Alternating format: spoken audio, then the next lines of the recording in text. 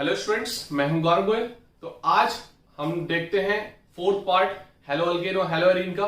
तो पिछले लेक्चर में हमने देखा था कि आइसोमेरिज्म हमने देख लिए थे, सिस ट्रांस ईजेड भी मैंने बता दिया था जो कि एनसीईआरटी में नहीं है, और सिन एंटी जिसका मतलब लगभग सेम होता है और उसमें थोड़ा सा ग्रुप का अंतर होता है। तो उसके हिसाब से मैंने उसमें अलग अलग बताया था और हमने नॉमेनक्लेचर भी देख लिए थे पिछले लेक्चर में। अब हम यहां पर एक दो एग्जांपल और देखते हैं सिस ट्रांस में बेसिकली क्या है। देखो, अगर हम बात करें, हमें देखो आइसोमर्स यहां ज्यादा नहीं पढ़ने हैं, आइसोमर्स केवल हमें सिस ट्रांस देखना है और स्ट्रक्चरल का एक एग्जांपल दिया गया एनसीईआरटी में, क्योंकि हमें यहां सिलेबस पहले कंप्लीट करना है। फिर हम जब नेक्स्ट दूसरे लेक्चर्स बनाएंगे उसमें थोड़ा सा एडवांस रहेगा। यहां पर केवल आपको बोर्ड में 100% मार्क्स लाना है, उसके बेसिस पे ये पूरा टारगेटेड है, तो उसके हिसाब से हमको चलना है। तो अब यहां पर अगर हम बात करें कि हमें देखो, पहले चार्ट देख लेते हैं आइसोमर्स का, हम 11 थोड़ा याद करा देते हैं। देखो, आइसोमर्स जो होते हैं, आइसोमर्स क्या होते हैं, जिनका सेम केमिकल फॉर्मूला होता है और डिफरेंट प्रॉपर्टीज होती हैं। डिफरेंट क्या होती है? प्रॉपर्टीज। तो उनको हम क्या बोल देंगे? आइसोमर्स। उस फिनोमेना को हम बोल देते हैं आइसोमेरिज्म। जो ये फिनोमेना शो करते हैं उन फिनोमेना को हम बोल देते हैं आइसोमेरिज्म। आइसोमर्स क्या होते हैं? जो अलग अलग स्पीसीज होती है उनको हम आइसोमर्स बोलते हैं। और आइसोमेरिज्म वो अलग अलग कंपाउंड जो होते हैं वो अलग अलग ये प्रॉपर्टीज दिखाते हैं। उस पूरे प्रोसेस को, उस पूरे फिनोमेना को हम आइसोमेरिज्म बोलते हैं। अब आइसोमर्स जो होते हैं वो मेनली ब्रॉडली हमारे दो तरीके से होते हैं डिवाइडेड। अगर हम देखें तो पहला हमारा क्या होता है? Structural isomerism, structural isomers, structural isomers. और दूसरा हमारा क्या होता है? Stereo isomers. क्या होता है? Stereo isomers. ये आपने 11th में पढ़ा होगा, जीओसी में, जनरल ऑर्गेनिक केमिस्ट्री में आपने पढ़ा होगा। हम यहां पर एक बार आपको याद करा देते हैं। तो स्ट्रक्चरल में हमारे जैसे होते हैं चेन आइसोमर्स, ठीक है, पोजीशन आइसोमर्स, पोजीशन हम देख लेते हैं, ठीक है। तीसरा हमारा है फंक्शनल आइसोमर्स, मतलब फंक्शनल ग्रुप अलग अलग होते हैं, फंक्शनल आइसोमर्स। नेक्स्ट हमारा फंक्शनल ग्रुप भी बोल सकते हैं इसको, फंक्शनल ग्रुप आइसोमर्स और फंक्शनल आइसोमर्स। हमारा नेक्स्ट है मेटामेरिज्म। क्या है? मेटामेरिज्म, ठीक है, या मेटामर्स। नेक्स्ट हमारा है क्या? टॉटोमर्स। क्या है? Tautomers, tautomers. और लास्ट हमारा हम देख लेते हैं रिंग चेन आइसोमर्स। क्या देख लेंगे? Ring chain isomer, ring chain isomers. Clear? एक रिंग होती है, एक चेन होती है और सेम केमिकल फॉर्मूला होता है। ये हमारा क्या हो गया? Structural isomers. क्या हो गया? Structural isomers. क्लियर हो रही बात की नहीं? ये क्या हो गया हमारा? Structural isomer. क्लियर?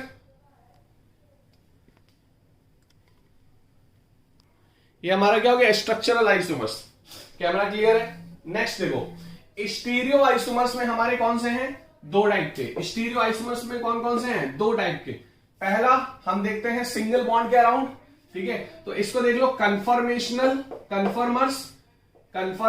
आइसोमर्स और कन्फिगरेशनल आइसोमर्स, और कन्फिगरेशनल आइसोमर्स, कन्फर्मेशनल और कन्फिगरेशनल। अगर यहां पर देखो, दोनों में ब्रॉडली अंतर क्या है? स्ट्रक्चर और स्टीरियो में, स्ट्रक्चर में बॉन्ड क्लीवेज होता है, बॉन्ड टूट के अलग अलग बनते हैं। जैसे हम सिंपल सा एग्जांपल देख लें, यहां पर देखो, जैसे हमने यहां कार्बन कार्बन इस तरीके से बनाया, ठीक है। अब ये जो कार्बन है ये टूट के यहां पर जुड़ गया, इस तरीके से जुड़ गया, ठीक है। ये क्या हो गया? बेसिकली ये स्ट्रक्चरल हो गया, इसमें बॉन्ड टूटा है, इसमें बॉन्ड क्लीवेज होता है। स्ट्रक्चरल में क्या होता है? बॉन्ड क्लीवेज, बॉन्ड टूटता है, बॉन्ड क्लीव होता है। समझ में आ रही बात की नहीं?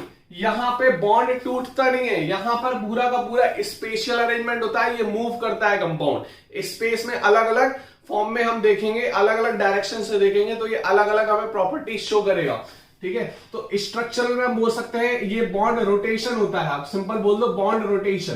क्लियर? यहां पे बॉन्ड टूटता नहीं है। क्लियर हो रही बात की नहीं?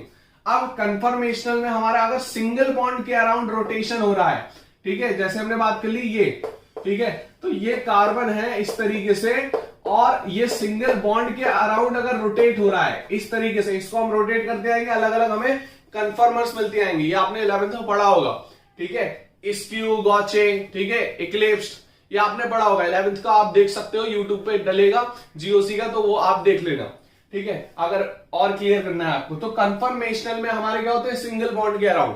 कन्फिगरेशनल हमारे दो टाइप के होते हैं, कौन कौन से होते हैं कन्फिगरेशनल? कन्फिगरेशनल होते हैं ज्योमेट्रिकल आइसोमर्स और optical isomers, geometrical and optical isomers. Optical हमारा पूरा लाइट का पोर्शन है जो कि हम अभी लास्ट में पढ़ेंगे, इसको कवर करेंगे। ज्योमेट्रिकल में हमें देखना है, यहां पर हम कन्फिगरेशनल का ऑप्टिकल हम कवर करेंगे इस चैप्टर में, लेकिन लास्ट में, ठीक है। ज्योमेट्रिकल में हमें यहां पर देखना है, ज्योमेट्रिकल हमने तीन टाइप में हमारे आ जाते हैं जो कि डबल बॉन्ड के अराउंड, जैसे सिस ट्रांस। नेक्स्ट हमारा ईजेड एंटागन जूजामन वाला जो कि मैंने बता दिया, और सिन एंटी। और क्या हो जाता, सिन एंटी। तो हमें यहां पर ये टारगेटेड रखना है सिस ट्रांस का। सिस ट्रांस ही क्वेश्चन में पूछा जाएगा आपका बोर्ड एग्जाम में, तो इसको याद रखना है हमें, सिस ट्रांस। क्लियर हुई बात की नहीं? ये आप फ्लो चार्ट बना सकते हो, ये फ्लो चार्ट आप बना लो। फिर हम चलते हैं, एक एग्जाम्पल लेते हैं सिस ट्रांस का। और अब देखो सिस ट्रांस हमें समझना है। सिस ट्रांस बेसिकली क्या है कि अगर सेम साइड में हो, डबल बॉन्ड, पहले तो सबसे पहले डबल बॉन्ड होना चाहिए, एल्कीन हमारी होगी, ठीक है। अब एल्कीन में इस तरीके से कुछ शो होता है, एल्कीन में कुछ इस तरीके से शो होता है।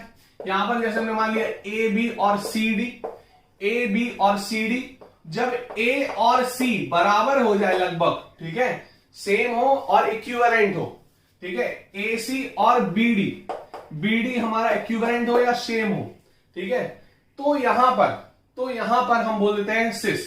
जैसे हम एग्जाम्पल लें, आपका एग्जाम्पल लें, जैसे सी डबल बॉन्ड सी है हमारा, एल्कीन है, ए और सी, जैसे हमने ए और सी मान लिया क्लोरीन, ठीक है, ये क्लोरीन हमारा सेम साइड हो गया। क्या हो गया? सेम साइड, मतलब अपर हाफ में दोनों तरफ क्लोरीन मिल गया, अपर हाफ में दोनों तरफ क्लोरीन मिल गया, तो मतलब ये हमारा ए और सी इक्वल हो गया। ये हमारा कहलाएगा सिस। क्या कहलाएगा? ये सिस। इस तरीके समझ लो ना, ये सी बना लिया, क्या बना लिया? ये सी, इसको बोल देंगे सिस। ये सी बना लिया, सी फॉर कैट, ये बना लिया सिस। क्लियर हो रही बात की नहीं?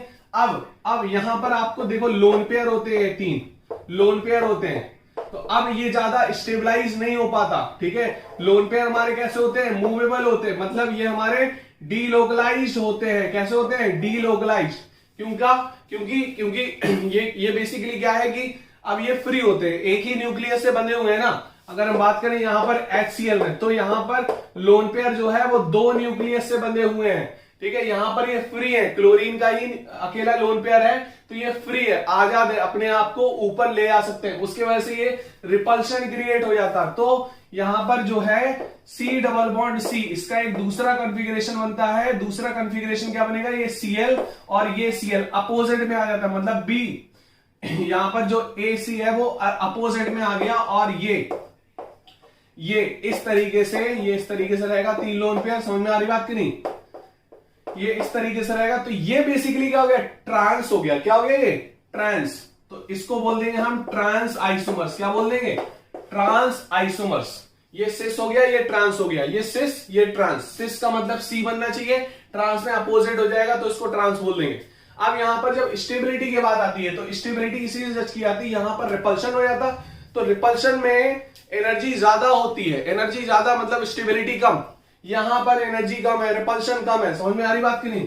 तो रिपल्शन एनर्जी कम मतलब स्टेबिलिटी ज्यादा, स्टेबिलिटी ज्यादा। तो स्टेबल की अगर हम बात करें तो trans is more stable than cis, trans is more stable than cis. ये याद रखना आप, trans is more stable than सिस।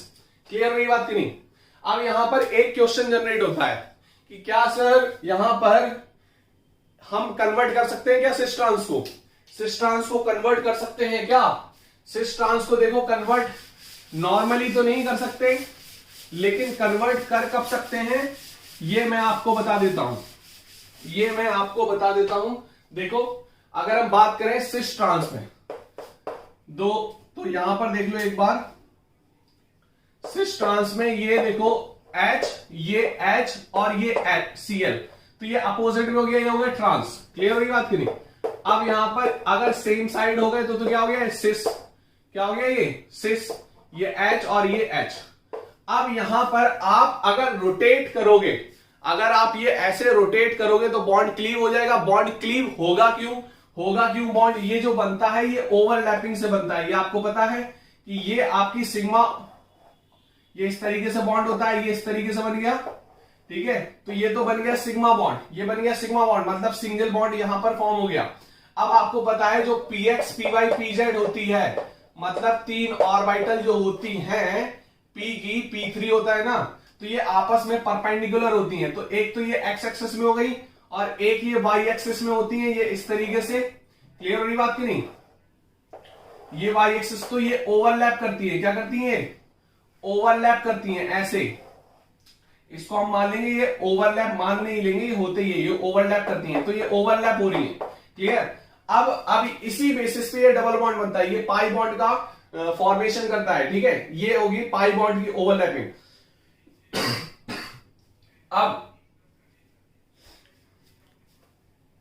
अब ये बेसिकली होगी पाई बॉन्ड की ओवरलैपिंग। पाई बॉन्ड की ओवरलैप, अगर जब हम इसको रोटेट कर देंगे तो इसका बॉन्ड क्या हो जाएगा? क्लीव हो जाएगा। इसको हम जब रोटेट कर देंगे, इस कार्बन को हम रोटेट कर देंगे, तो ये बॉन्ड, ये पाई बॉन्ड जो है वो टूट जाएगा। पाई बॉन्ड क्या हो जाएगा? टूट जाएगा। लेकिन एक कंडीशन पे ये होता है, सिस से ट्रांस बदलता है, लेकिन वो आपकी सिलेबस में नहीं है। ये फोटो केमिस्ट्री में होता है। फोटो जब लाइट की प्रेजेंस हो, फोटो केमिस्ट्री मतलब जब लाइट की प्रेजेंस हो, तब ये हमारा बॉन्ड टूटेगा भी और दोबारा फॉर्म बन भी जाएगा, ठीक है। दोबारा फॉर्म बन, जब ये रोटेट कर जाएगा, टूट जाएगा और फिर बाद में एनर्जी मिलेगी, ये फॉर्म कर जाएगा। क्लियर? तो इस तरीके से वो चीज हमें अभी देखनी नहीं है। तो सिस ट्रांस आपके सिलेबस में ये है कि ये अलग अलग हम माने जाएंगे, ठीक है। लेकिन ये कन्वर्टेबल होता है, ये आप बता सकते हो, ये इक्विलिब्रियम पे तब आ सकता है। कब? लाइट की प्रेजेंस में। क्लियर हो रही बात की नहीं? लाइट की प्रेजेंस में आ सकता है। ये हमारा क्या हो गया? ट्रांस, और ये हमारा क्या हो गया? सिस। क्लियर हो रही बात की नहीं? तो सिस ट्रांस क्लियर हो गया। अब हम देखते हैं स्ट्रक्चरल आइसोमर्स, इसको नोट कर सकते हो जाएगा, ठीक है। अब यहां पर हम बात करते हैं स्ट्रक्चरल आइसोमर में, हम एक देख लेते हैं स्ट्रक्चरल आइसोमर का एक एग्जांपल हम देख लेते हैं, जो कि आया भी है एक दो बार आए भी है क्वेश्चन में, बोर्ड में। तो यहां पर हम देख लेते हैं एक बार। जैसे एग्जांपल ले लिया हमने, C 5 कार्बन है ये, ठीक है। यहां पर हमने लगा दिया क्लोरीन। इस टाइप का एग्जांपल आपका एनसीईआरटी में भी दिया गया है, ठीक है। तो जैसे यहां पर 5 कार्बन मतलब C5 है, और H जरा गिन लो। यहां पर एक बॉन्ड है, 3 हाइड्रोजन, यहां पर 3 हाइड्रोजन, यहां पर कितने? 2 हाइड्रोजन आएंगे, यहां भी 2 हाइड्रोजन आएंगे, यहां भी 2 हाइड्रोजन, यहां भी 2 हाइड्रोजन। क्यों? दो बॉन्ड तो बने हैं कार्बन के, 4 होते हैं, चतुर्भुज होता है कार्बन अपना, तो 2 और बचे हैं, तो 2 हाइड्रोजन आपने बैलेंस कर लिया। तो हाइड्रोजन टोटल कितने हुए? 3, 2, 5, 6, 7, 8, 9, 10, 11। बहुत आराम से पढ़ना है आपको यारा, समझे। अब यहां पर Cl हमने रख दिया। अब इसके स्टीरियो आइसोमर, मतलब इसके हमें स्ट्रक्चरल आइसोमर देखना है कि कितने टाइप के बनेंगे। समझ में आ रही बात की नहीं? अब यहां पर देख लो कि कितने टाइप के बन सकते हैं, कितने टाइप के बन सकते हैं। हम केवल कार्बन लगा रहे और कुछ नहीं लगा रहे। आप लोग बड़े बच्चे हो गए हो काफी, तो हम नहीं लगा रहे। ये पहले कार्बन पे था, हमने सेकंड पे लगा दिया, एक ये बन सकता है। दूसरा क्या बन सकता है? एक और देख लो, यहां पर तीसरे पे लगा दिया। अब ये मत कहना चौथे पे लगा दिया, फिर यही चीज हो जाएगी ये वाली, क्योंकि यहां से काउंटिंग होगी, है ना। दूसरे पे मत लगा देना। ये हमारे 3 टाइप के हो गए। क्लोरीन की पोजीशन हमने बदली इस बेसिस पे हो गए। अब क्या करना, हमने क्लोरीन की पोजीशन बदल के देख ली, बना ली, 3 आइसोमर्स बने। अब कार्बन चेन को छोटा करो, बड़ा करो। कार्बन चेन को छोटा करना है, ठीक है। हमने क्या कर दिया? 4 का बना दिया। कितने का? 4 का। अब यहां पर हमने क्या लगा दिया? CH3, एक ये कर दिया, एक हमने ये कर दिया। क्लियर हो रही बात की नहीं? दूसरा हम क्या करेंगे? अगर यहां भी कर सकते हो, यहां भी पोजीशन बदल सकते हो। तो टोटल देखो, ये क्लोरीन बन गया, यहां पर CH3 लगा दो, ये बन गया एक, ठीक है। अब यहां पर मत लगा देना CH3, वो फिर एक ही चेन हो जाएगी, है ना। आपने यहां पर CH3 लगा दिया, इससे तो चेन ही होगी ना एक। तो अब देखो, एक ये हो गया, 2, 3, क्लियर हो रही बात की नहीं? 4, 5 बन गए। अब क्या करोगे आप? और देख लो, यहां पर छठवां वाला क्या हो जाएगा? CH3, C, और ये कितने हो गए टोटल? ये इस तरीके से। तो ये तो यही हो गया है ना, ये तो यही हो गया जो हम बना रहे हैं अभी, ये CH3 हो गया इस तरीके से। हमें यहां नहीं करना, क्लोरीन क्या कर दो, यहां पर ये CH3 कर दो, क्लोरीन लगा दो यहां पर, क्लोरीन लगा दो यहां पर। एक तो ये बन गया छठवां। सातवां क्या करेंगे, सातवां देख लो, सातवां एक क्लोरीन यहीं पर लगा दो, यह भी बैलेंस नहीं है, इसमें H लगेगा ना, ये H आएगा ऐसे, ठीक है, क्लियर हो रही बात की नहीं। ये हमारा है, इसको बैलेंस कर लो। अब यहां पर H हटके यहां देखो, अब ये बन जाएगा क्या, CH3 और यहीं पर आपने Cl लगा दिया यहीं पर, ठीक है, और ये हमारा CH2 और CH3। क्लियर हो रही बात कि नहीं हो रही, समझ में आ रही बात। इस टाइप की चीज बन सकती है, बन सकती है, ठीक है, क्लियर हो रही बात कि नहीं, समझ में आ गई बात। ये हमारा आइसो ग्रुप है, आइसो के ही कार्बन से हमने लगा दिया, क्लियर, समझ में आ रही बात। अब आठवां क्या कर सकते हैं, नियो वाला बना सकते हो, नियो कैसे बन जाएगा, CH3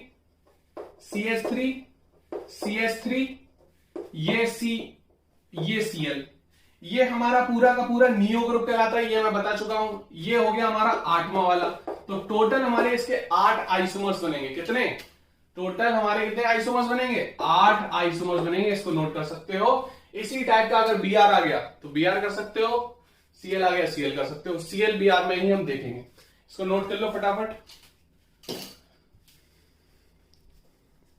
तो आपने बेसिकली समझ लिया कि स्ट्रक्चरल आइसोमर्स हमारे किस तरीके से हमें करने हैं, किस तरीके से क्वेश्चन आएंगे, तो वो आप इस तरीके से कर सकते हो, ये ट्रिक्स है, ठीक है। अब जो भी दिक्कत है आइसोमर्स में, और आइसोमर्स में ही आएगी बेसिकली, अगर आपको दिक्कत आएगी तो दिक्कत नहीं आएगी आपको, मतलब ये नहीं समझना कि बहुत ज्यादा आना है, जो चीज मैंने एग्जाम्पल बताए हैं उसी से रिलेटेड उसी टाइप के एग्जाम्पल्स आएंगे बस। एनसीईआरटी आपको बेसिकली कवर करना है, और एनसीईआरटी आपने पूरी तरीके से कवर कर रखी है तो फिर आपको हो जाएगा। और अगर कोई चीज दिक्कत आ रही है तो आप कमेंट बॉक्स पे पूछ सकते हैं, ठीक है, चैट बॉक्स पे पूछ सकते हैं। समझ में आ रही बात कि नहीं आ रही। अब जैसे हमें IUPAC नॉमेनक्लेचर हमें देखना है, कुछ एग्जाम्पल उसके भी देख लेते हैं।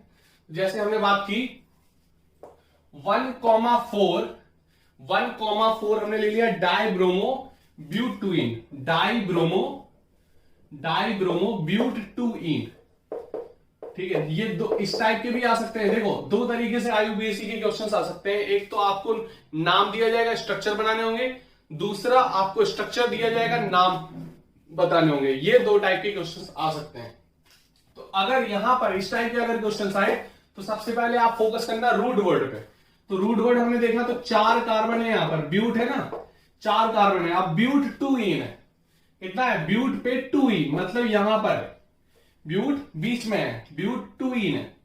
अब ब्यूट-2ईन है, एक 1 पे ब्रोमो है, एक 1 पे ब्रोमो है, और एक किस पे है, 4 पे। तो ये इस तरीके से कर सकते हो आप। समझ में आ रही बात की नहीं।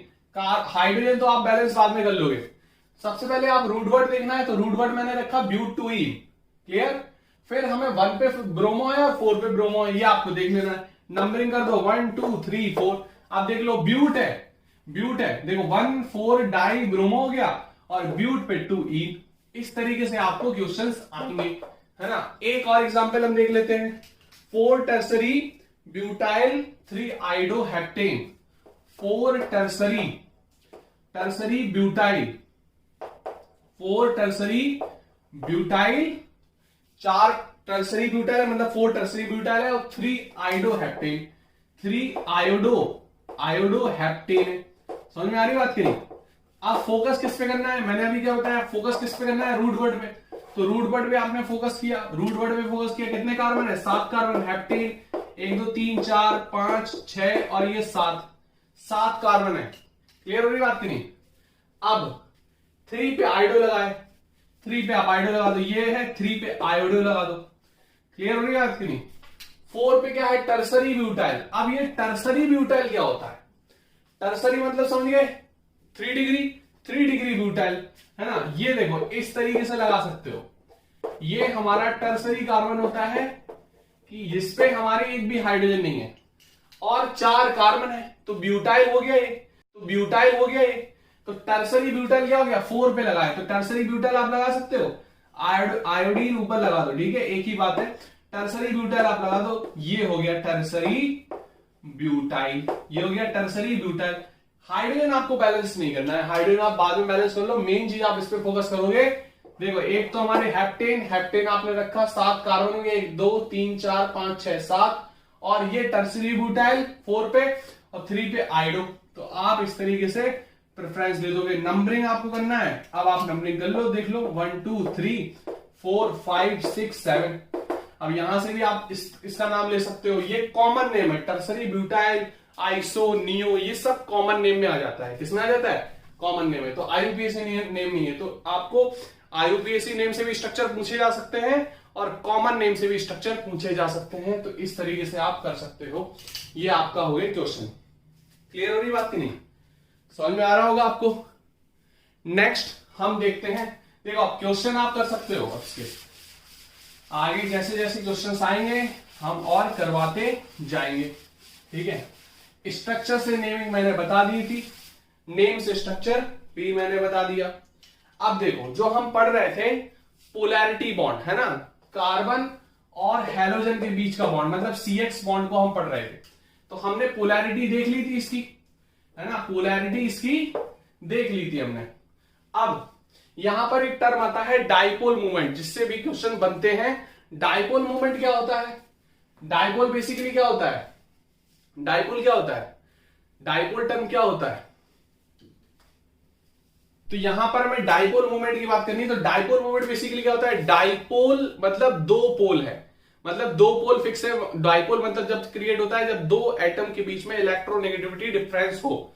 जितना ज्यादा डिफरेंस होगा उतनी ज्यादा पोलैरिटी होगी, उतना ज्यादा डाइपोल मूवमेंट नहीं होता। डाइपोल मूवमेंट का फॉर्मूला क्या होता है? म्यू से डिनोट करते हैं Q इंटू डी। अब Q इंटू डी का मतलब क्या है? ये हमारा क्या हो गया? Q क्या है? चार्ज। Q क्या है? चार्ज। और D क्या है? अपोजिट चार्ज की डिस्टेंस। अपोजिट चार्ज की डिस्टेंस, अपोजिट चार्ज स्पीसीज के बीच की डिस्टेंस। क्लियर हो रही बात की नहीं? अपोजिट चार्ज स्पीसीज की डिस्टेंस। समझ में आ रही बात की नहीं? अब इसकी जो यूनिट है वो तो आप कर सकते हो। क्यू की यूनिट क्या होती है? कूलाम। कूलाम इसकी यूनिट क्या होती है? मीटर। सेंटीमीटर मत कर देना, C.m है ना, सेंटीमीटर CM होता है। तो ये चीज याद रखना। कूलाम इंटू मीटर कर सकते हो, इसकी यूनिट कोई दिक्कत नहीं। अब देखो यहां पर अगर हम बात करें डाइपोल मूवमेंट की, तो इन तीनों में ये क्वेश्चन आता है। देखो जैसे हमने ले लिया, हम इसकी बात कर लें तो C और F का डाइपोल मूवमेंट, C और Cl का डाइपोल मूवमेंट, ठीक है। हम सिंपल ले लिए CH3 ले लो सीधे,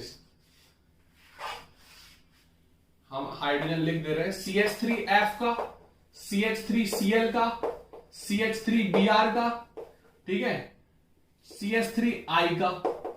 इन चारों का डाइपोल मोमेंट पूछा जाता है, ठीक है।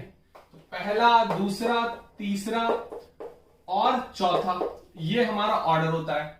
तो अब आपको पता है कि चार्ज तो सेम है, चार्ज सभी में सेम है क्योंकि सभी हैलोजन्स हैं, सभी हैलोजन हैं, यहां पर सभी हैलोजन हैं। Clear? Chlorine, chlorine, bromine, iodine. तो आपको तो CH3F में ज्यादा लगा दोगे क्योंकि उसकी पोलैरिटी ज्यादा है, तो डाइपोल मोमेंट ज्यादा होना चाहिए। पोलैरिटी तो ठीक है, क्यू तो ठीक है, लेकिन यहां पर एक्सेप्शन आ जाता है इन दोनों में। ये बहुत बार क्वेश्चन पूछा गया है, ठीक है, नीट में भी आया, मेंस में भी आया इवन। तो यहां पर CH3 और CH3Cl में, CH3F और CH3Cl में डाइपोल मोमेंट आपके हिसाब से तो इसका ज्यादा होना चाहिए, लेकिन होता है इसका ज्यादा है। अब Q देखो, CH3F और CH3Cl, इन दोनों की बात करें तो CH3Cl की डिस्टेंस, CH3F की जो डिस्टेंस है वो CH3Cl के मुकाबले बहुत छोटी है। अगर पिकोमीटर में देखते हैं तो इसकी 139 पिकोमीटर है, इसकी कुछ 176 पिकोमीटर है, बहुत ज्यादा डिफरेंस है। फिर इसकी 190 आती है, 190 कुछ अप्रॉक्स पिकोमीटर है, इसकी 216 पिकोमीटर है। ये तीनों तो लगभग बराबर है, ये 139 बहुत कम है, बहुत कम है। तो यहां पर आपको पता है कि Q इंटू डी भी है, तो D इतना फैक्टर डाल देता है यहां पर कि इसकी जो डाइपोल मोमेंट है वो CH3Cl से कम हो जाता है। तो तो डाइपोल मूवमेंट का अगर ऑर्डर देखें, डाइपोल मूवमेंट का ऑर्डर देखें, ऑर्डर ऑफ डाइपोल मूवमेंट, ठीक है, तो सेकंड का सबसे ज्यादा, देन फिर first, then third, then fourth, इस तरीके से आएगा। वैसे तो फर्स्ट सेकंड थर्ड फोर्थ आना चाहिए, लेकिन CH3Cl का फैक्टर इतना ज्यादा है कि वो उसका डाइपोल मोमेंट ज्यादा होता है।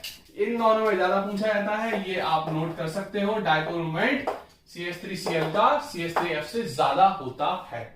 क्लियर? तो ये नोट कर लो, ये क्वेश्चन बार बार पूछा गया है, वो कई बार पूछा भी जा सकता है।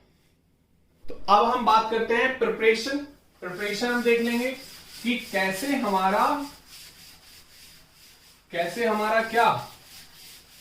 हमारा हेलो अल्केन बनता है। मतलब हम बात करें preparation of hello alkane. Preparation of hello alkane कैसे कैसे बन सकते हैं हेलो अल्केन। हेलो अल्केन कैसे कैसे हम बना सकते हैं, किस किस टाइप से हम हेलो अल्केन का फॉर्मेशन कर सकते हैं, कौन कौन से टाइप्स हैं, किस किस तरीके से कर सकते हैं, कौन कौन से वो कंपाउंड्स हैं जिसकी तरह से हम कर सकते हैं। तो पहले तो हम हाइड्रोकार्बन से कर सकते हैं, हाइड्रोकार्बन से हम कर सकते हैं। हाइड्रोकार्बन में क्या क्या, हाइड्रोकार्बन में जैसे हमने अल्केन से कर लेते हैं, अल्केन से बना लो, ठीक है, अल्कीन से भी कर सकते हैं, ठीक है, अल्केन से कर लो, अल्कीन से कर लो, ठीक है, अल्कोहल से कर लो, अल्कोहल से कर लो, अल्कोहल से बहुत सारे प्रोसेस हैं, ठीक है, एनसीईआरटी में बहुत सारे प्रोसेस दिए गए, ठीक है। हैलोजन एक्सचेंज रिएक्शन कर सकते हो, हैलोजन एक्सचेंज रिएक्शन, ठीक है, हैलोजन एक्सचेंज रिएक्शन से हम कर सकते हैं। तो ये हमारे कुछ टाइप्स हैं। हैलोजन एक्सचेंज में हमें दो देखेंगे, फिंकलस्टीन और शॉर्ट्स रिएक्शन। तो ये हमारे कुछ टाइप्स हैं। अब हम देखेंगे अल्केन से प्रिपरेशन कैसे करें। देखो, अल्केन को जब हम टारगेट करते हैं तो अल्केन से हम कैसे प्रिपेयर करें। देखो, अल्केन को देखो, जैसे हमने सिंपली ले लिया CH3C, ये हमारा CH4 हो गया, ठीक है, क्या हो गया CH4, और इसकी हमें क्लोरीनेशन करा दी। क्या करा दी? क्लोरीनेशन। किसके प्रेजेंस में? HNu के प्रेजेंस में, लाइट के प्रेजेंस में कराते हैं क्लोरीनेशन। लाइट के प्रेजेंस में करा देंगे तो हमारा प्रोडक्ट बन जाएगा CH3Cl, मतलब क्लोरीन जुड़ जाएगा। क्या जुड़ जाएगा? क्लोरीन। अब बेसिकली हमें बनाना है ये, तो हम प्रोडक्ट पे ध्यान देंगे, ऐसे बाई प्रोडक्ट और भी मिलेंगे, लेकिन हमें प्रोडक्ट पे ध्यान देना है। तो CH3Cl बनेगा। अब ये बनेगा कैसे? ये लाइट के प्रेजेंस में हम क्लोरीनेशन करा देंगे, ये हमारा सिंपल हो जाएगा, क्लोरोमीथेन या क्लोरो अल्केन हमारा बन जाएगा। और भी हम देख लेते हैं। तो अब हम यहां पर बात करेंगे ये कैसे बनते हैं। ये बनते हैं 3 स्टेप में। अगर इसकी मैकेनिज्म देखी जाए, इसकी अगर मैकेनिज्म हम देखें तो ये 3 स्टेप में बनती हैं। मैकेनिज्म पूछी जा सकती है, नहीं भी पूछी जा सकती है। एनसीईआरटी में इसकी कोई मैकेनिज्म नहीं दी गई है ना, एनसीईआरटी में कोई मैकेनिज्म नहीं दी गई है, लेकिन ये पूछी भी जा सकती है और नहीं भी पूछी जा सकती है। आपने पढ़ा होगा 11th में जरूर, ठीक है, होमोलिटिक जिसको फिजल बोलते हैं, तो वहां पर फ्री रेडिकल मैकेनिज्म से बनती है। मैकेनिज्म का नाम क्या है ये पूछ सकते हैं, ये पूछ सकते हैं। तो ये फ्री रेडिकल मैकेनिज्म से बनती है। किससे बनती है? फ्री रेडिकल मैकेनिज्म से अल्केन में हम क्लोरीनेशन करते हैं in the presence of light, sunlight, then we got halo alkane. Clear हो रही बात की नहीं? तो फ्री रेडिकल मैकेनिज्म होगी, और फ्री रेडिकल मैकेनिज्म आपको पता होती है 3 स्टेप में होती है। इनिशिएशन स्टेप, इनिशिएशन,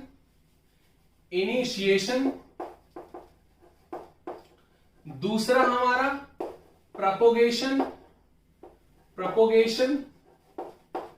लास्ट हमारा टर्मिनेशन। लास्ट हमारा क्या है? टर्मिनेशन, मतलब आखिरी स्टेप।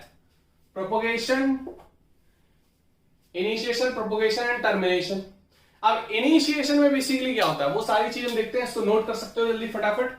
फिर आगे बढ़ते हैं, इसकी मैकेनिज्म एक बार हम देख लेंगे, इसकी मैकेनिज्म कैसी बनेगी, फिर आप क्वेश्चंस कर सकते हो। देखो, पहली बात, ये फ्री रेडिकल मैकेनिज्म से होती है, लाइट के प्रेजेंस में होती है। समझ में आ रही बात की नहीं? बाई प्रोडक्ट्स और भी मिलते हैं टर्मिनेशन स्टेप में, लेकिन हमने हेलो अल्केन का ध्यान देना है। तो फ्री रेडिकल मैकेनिज्म से हम बनाएंगे क्या? अल्केन से क्या बनाएंगे? अल्केन टू एल्किल हैलाइड या hello alkane. Alkyl halide common name बोलते हैं हेलो अल्केन का, कॉमन नेम समझ में आ रही बात की नहीं? एल्किल हैलाइड बोल देते हैं। क्लोरीनेशन करा देंगे और लाइट डिफरेंस में हो जाती है। समझ में आ रही बात की नहीं? अब यहां पर एक टर्म आता है फ्लोरीनेशन और आयोडाइजेशन क्यों नहीं कराते? क्लोरीनेशन ब्रोमिनेशन ही क्यों होगा? यहां पर आप देखोगे कि अगर हम बात करें क्लोरीनेशन, ब्रोमिनेशन और आयोडाइजेशन। अब देखो कार्बन, यहां पर एक आप स्टेप देखोगे, जब हमारा C और F की बात है, यहां पर अगर रिएक्शन की बात है तो CF की जो रिएक्शन है, फॉर्मेशन है, ये इतना एक्सप्लोसिवली होगा क्योंकि ये बहुत ज्यादा इलेक्ट्रोनेगेटिव डिफरेंस है, तो पोलर बहुत है, तो इतना एक्सप्लोसिवली होते हैं चीजें, रिएक्शन जो भी होगी बहुत फास्ट होगी, बहुत फास्ट। और ये वाली जो होगी वो बहुत स्लो होगी, ठीक है, बहुत ही ज्यादा स्लो। समझ में आ रही बात की नहीं? बहुत ज्यादा स्लो, बहुत ज्यादा फास्ट होगी। तो जो मॉडरेट रेट में होगी वो हमें रिएक्शन वो करनी चाहिए जिसका हम रेट पता कर पाए।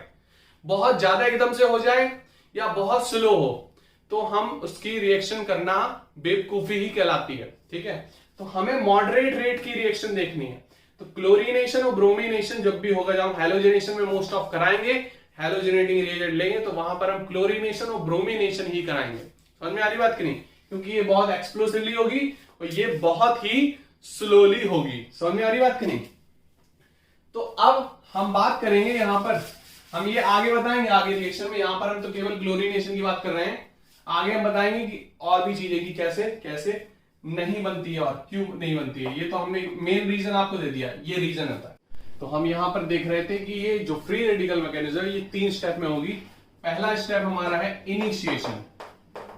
क्या है? इनिशिएशन। अब इनिशिएशन में बेसिकली क्या होगा, ये हमारा क्लोरीन है, क्लोरीन जो है इसमें लाइट पड़ेगी, मतलब क्लोरीन का इस तरीके से, ये इस तरीके से फ्री रेडिकल टाइप में टूट जाएगा। बनेगा क्या? हमको Cl रेडिकल मिल जाएगा। क्या मिल जाएगा? Cl radical. अब ये Cl रेडिकल काम करेगा, रिएक्ट करेगा किससे? मीथेन से। कौन से स्टेप में? प्रोपोगेशन स्टेप में। कौन से स्टेप में? प्रोपोगेशन स्टेप में। प्रोपोगेशन स्टेप में हमारी चीजें बनती हैं, बिगड़ती हैं, दोनों चीजें होती हैं साथ साथ। तो इनिशिएशन में तो स्टार्टिंग होगी, मतलब क्लोरीन फ्री रेडिकल फॉर्म में हमको मिल जाएगा। मतलब ये कहलाता है होमोलिटिक फिजन। आपने पढ़ा होगा 11th में, होमोलिटिक एंड हीट्रोलिटिक। लिटिक का मतलब क्या होता है? टूटना, ठीक है, और हीट्रोलिटिक। अब होमोलिटिक और हीट्रोलिटिक का मतलब बेसिकली क्या है? होमोलिटिक का मतलब है अगर ये दो, मतलब इस तरीके से है, 2 इलेक्ट्रॉन से बना है कोवलेंट बॉन्ड, दोनों के पास अपने अपने इलेक्ट्रॉन चले जाएंगे और ये फ्री रेडिकल फॉर्म में आ जाता है। अब हीट्रोलिटिक में क्या होता है? इसमें बनता है कैटाइन और एनाइन, ये C+ और C नेगेटिव, इस फॉर्म में टूटेगा ये C+ और C नेगेटिव। समझ में आ रही बात कि नहीं? ये कहलाता है हीट्रोलिटिक। लेकिन हमारा जो फ्री रेडिकल मैकेनिज्म वो हमारा किससे होगा? होमोलिटिक फिजन कहलाता है। तो ये तो हमारा बन गया। क्या बन गया? इसको ये साइड में, इसको मत लिख देना, ये साइड में है। अब ये Cl रेडिकल हमको मिल गया। अब Cl रेडिकल की रिएक्शन किससे होगी? Cl रेडिकल की रिएक्शन हो जाएगी किससे? मीथेन मॉलिक्यूल से। अब ये जो है Cl रेडिकल, ये भी टूटेगा, ये भी आगे फर्दर प्रोसेस होगी, तो H रेडिकल और CH3 रेडिकल, तो हमारा बन जाएगा ये CH3 रेडिकल और H रेडिकल और Cl रेडिकल बन जाएगा HCl। क्या बन जाएगा? HCl। अब बन गया हमारा CH3 रेडिकल। इस फॉर्म में CH3 रेडिकल हमें मिलेंगे, ठीक है। लास्ट में CH3 रेडिकल भी मिलेंगे, Cl रेडिकल मिलेंगे, H रेडिकल भी मिलेंगे। लास्ट में सारे टर्मिनेशन स्टेप में जुड़ जाएंगे। सारे टर्मिनेशन स्टेप में क्या हो जाएंगे?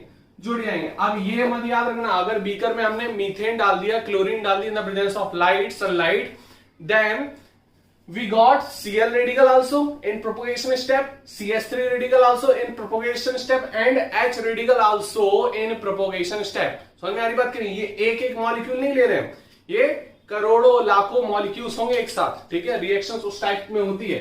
अब Cl रेडिकल हमारा बन गया, CH3 रेडिकल हमको मिल गया। अब CH3 रेडिकल जो है वो Cl2 से हमारा जुड़ेगा और लास्ट में हमें प्रोडक्ट क्या चाहिए, CH3Cl, मतलब हमें बनाना है हेलो अल्केन। ये हमको मिल गया और ये तो हमें मिल गया, ये हम टारगेट कर रहे थे। जो प्रोडक्ट का हम, जो चीज का हम टारगेट करते हैं उसको बोलते हैं प्रोडक्ट, और उसके साथ प्रोडक्ट साथ जो भी चीजें मिलती हैं उसको बोलते हैं बाई प्रोडक्ट। तो Cl रेडिकल भी मिल सकता है, Cl2 भी मिल सकता है, HCl भी मिल सकता है हमको। तो बहुत से बाई प्रोडक्ट हमको मिलेंगे। समझ में आ रही बात की नहीं, क्लियर हो रही बात की नहीं। CH3 भी मिलेगा। अब यहां पर एक चीज है, यहां पर हम दो चीज को कंसंट्रेशन ले रहे हैं, ये इन दोनों की। अगर यहां पर क्लोरीन की कंसंट्रेशन ज्यादा है तो ये सारे हाइड्रोजन निकाल देगा एक एक करके और CCl4 बन जाएगा। क्या बन जाएगा, CCl4। अगर क्लोरीन की कंसंट्रेशन ज्यादा हुई है, नोट करके लिख लो, अगर कंसंट्रेशन क्लोरीन की ज्यादा हुई, किसकी, कंसंट्रेशन क्लोरीन की ज्यादा हुई, अगर क्लोरीन ज्यादा हुआ, Cl2 ज्यादा हुआ, तो हमारा बनेगा क्या, CCl4, सारे हाइड्रोजन निकल जाएंगे। अगर CH4 की कंसंट्रेशन ज्यादा हुई Cl2 की कंपैरिजन में, तो ये हमारा मैक्स प्रोडक्ट बनेगा CH3Cl। क्या बनेगा, CH3Cl। समझ में आ रही बात की नहीं, ये आपको नोट करके लिखना है। इस टाइप में हमारी रिएक्शन प्रोसीड होगी और इस तरीके से रिएक्शन होती है। और भी एग्जाम्पल हम देखेंगे, इसको नोट कर सकते हो नेक्स्ट लेक्चर में हम लोग और आगे चलेंगे। नोट कर लो इसको फटाफट।